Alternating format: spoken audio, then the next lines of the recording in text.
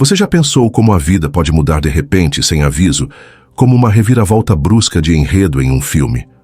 Um dia você está cercado por aqueles que ama, cheio de sonhos e expectativas para o futuro, e no outro se vê sozinho, rejeitado, injustiçado e caminhada em direção ao inesperado. É assim que começa a incrível história de José, um jovem hebreu cujo destino parecia estar marcado por tragédias, mas que, pela mão de Deus, se transformou em propósito. Não é apenas uma narrativa antiga registrada nas páginas da Bíblia. É um testemunho vivo de como os caminhos tortuosos da vida, quando entregues a Deus, podem nos conduzir a lugares que jamais imaginaríamos. José nasceu em uma família numerosa e conflitante. Era filho de Jacó, também chamado Israel, e de Raquel, a mulher que Jacó mais amava. Desde o início carregava uma marca. Seu pai o amava de forma especial, e esse amor foi expresso de um modo visível, através de uma túnica colorida, diferente de todas as outras roupas comuns da época. Essa túnica era símbolo de honra, de distinção, e comunicava claramente que José tinha um lugar especial naquela casa. Mas o presente que teve carinho para uns foi motivo de rancor para outros. Seus irmãos sentiram-se diminuídos diante daquela demonstração explícita de favoritismo. E como se isso não fosse suficiente, José ainda tinha sonhos. Sonhos vindos de Deus. Certa noite, ele sonhou que estava no campo atando feixes de trigo, e os feixes de seus irmãos se curvaram diante do seu. Em outro sonho, viu o sol, lua e 11 estrelas inclinando-se diante dele. Ao compartilhar esses sonhos, provavelmente com inocência juvenil, José inflamou ainda mais a inveja e o ódio de seus irmãos. A vida nos ensina que nem tudo o que vivemos, nem todos os sonhos que recebemos, precisamos ser compartilhados com todos. Nem todo o coração está preparado para celebrar o que Deus nos revelou. Muitas vezes, os sonhos que carregamos atraem incompreensão e são excluídos. E foi exatamente isso que aconteceu com José. O clima foi se tornando insuportável até que, certo dia, Jacó invejou José para verificar como estavam seus irmãos no campo. Quando o viram se aproximando de longe, encheram-se de raiva. "Lá, vem o sonhador", disseram uns aos outros. Ali, sob o sol escaldante e longe dos olhos do pai, decidiram dar um fim ao problema. Planejaram matá-lo. Um dos irmãos interveio para que sua vida fosse poupada e, assim, decidiu jogá-lo em uma cisterna vazia. Imagine o desespero dele, jovem, sozinho, gritando da escuridão da cova, ouvindo as risadas e as vozes de seus próprios irmãos tramando contra ele. Pouco depois, uma caravana de ismaelitas passou pelo caminho, e então teve uma ideia cruel: vender José como escravo. Por 20 peças de prata, seu sangue foi traído. Acorrentado sem boato, aos 17 anos José foi arrancado da casa de seu pai e levado ao Egito. O caminho do lar à escravidão foi curto, mas profundo em dor. Uma dor que talvez nenhum de nós consiga traduzir em palavras. O peso da coleta, o vazio da traição e a insegurança de um futuro desconhecido. No Egito, José foi comprado por Potifar, um oficial importante do faraó. Para muitos, essa seria a sentença final. Ser escravo em uma terra estrangeira, longe de tudo e de todos, seria uma instrução sem saída. Mas a vida de José provou que não importa onde estamos. Se a presença de Deus estiver conosco, a luz brilhará até mesmo nas prisões mais escuras e nas casas mais estranhas. A ameaça foi visível. José era tão dedicado, tão leal e tão comprometido, que tudo o que ele administrava prosperava. Potifar rapidamente enxergou que não havia servo igual e colocou toda a sua casa sob o comando daquele jovem hebreu. A história começou a parecer mais justa, mas surgiu então uma nova provação. A esposa de Potifar. Ela olhou para José e viu nele não apenas beleza e juventude, mas também uma oportunidade de satisfazer seus desejos. Tentei seduzi-lo diversas vezes. José se recusava constantemente, afirmando: como poderia eu cometer tamanha maldade e pecar contra Deus?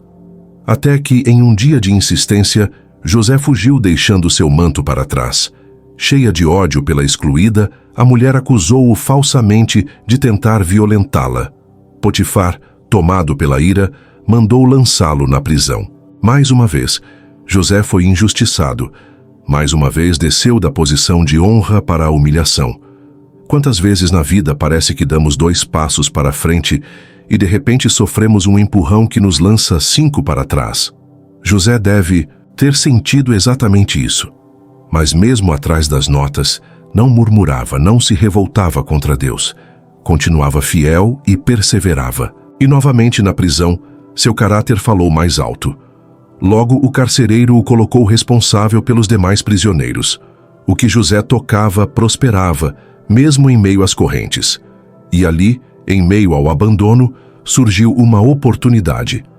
2 homens importantes foram presos, o copeiro e o padeiro do faraó. Ambos tiveram sonhos perturbadores e buscaram em José a interpretação. Ele disse que não era ele, mas Deus quem tinha todas as respostas. Com clareza impressionante, revelou que o copeiro seria restaurado ao cargo, enquanto o padeiro seria concluído. E tudo se cumpriu. José então pediu apenas: quando estiver diante do faraó, lembre-se de mim. Mas o copeiro esqueceu. 2 anos se passaram, 2 longos anos em silêncio.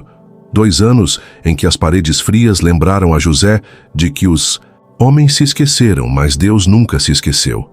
Até que finalmente o tempo de Deus chegou. O faraó teve sonhos que ninguém soube decifrar. 7 vacas gordas devoradas por 7 magras, 7 espigas cheias e saudáveis, consumidas por 7, mirradas e secas. Confuso, perturbado, o faraó buscou respostas entre todos os magos e verdades do Egito. Mas ninguém pôde ajudá-lo. Então, o copeiro se lembrou. Hoje me lembro dos meus erros. Há um jovem hebreu no cárcere que sabe interpretar sonhos. José foi chamado. Deixando o cárcere barbeado e vestido para estar diante do rei, apresentou-se ao faraó. Ali, não buscou méritos próprios, mas afirmou: não eu, mas Deus dará resposta de paz ao faraó. A interpretação foi revelada. Teria 7 anos de grande fartura em toda a terra, seguidos por 7 anos de fome mortal. E José, além de dar uma resposta, apresentou uma estratégia: armazenar alimentos durante os anos abundantes para que não faltem nos anos difíceis. O faraó e seus conselheiros ficaram surpresos. Existe alguém melhor do que este homem, em quem está o Espírito de Deus? Perguntou o faraó. E diante de toda a nação, colocou José como governador do Egito, a 2ª maior autoridade de todo o império. De um escravo acusado injustamente a um prisioneiro esquecido, José foi exaltado ao trono de governador. Em apenas um instante, a mão de Deus mudou sua história. É assim que Deus envelhece. Quando chega a hora, não há prisão que consiga segurar e não há sentença que consiga impedir. Durante os anos de fartura, sob liderança de José, Egito se preparou. Os celeiros se encheram como nunca antes. Então vieram os 7 anos de fome, que devastaram nações. Do Oriente ao Ocidente, todos sofriam, mas o Egito tinha pão. Entre os povos famintos, era a família de José, em Canaã. Jacó, já idoso, tem inveja de seus filhos para o Egito em busca de alimento. E diante do governador, eles se inclinaram, sem imaginar que aquele homem de autoridade era o irmão que havia vendido. José os perdido. O coração disparou. Aquela cena era o cumprimento literal dos sonhos que você teve ainda na juventude. Mas, ao invés de se apresentar de imediato, decidi testá-los. Queria ver se ainda fossem os mesmos homens cruéis, ou se tivessem mudado. E ao longo dos encontros, veja sinais claros de arrependimento. Até que chegou o dia. Não aguentando mais conter a emoção, José mandou que todos os egípcios saíssem da sala. E sozinho com seus irmãos, começaram a chorar alto, soluçar de forma tão intensa que até no palácio foi ouvido. Ele então declarou: eu sou José, seu irmão, a quem vendeste ao Egito. A ocorrência foi de choque, medo e silêncio. Eles temiam pela própria vida, mas José os surpreendeu com as palavras que ecoam até hoje: não tenham medo.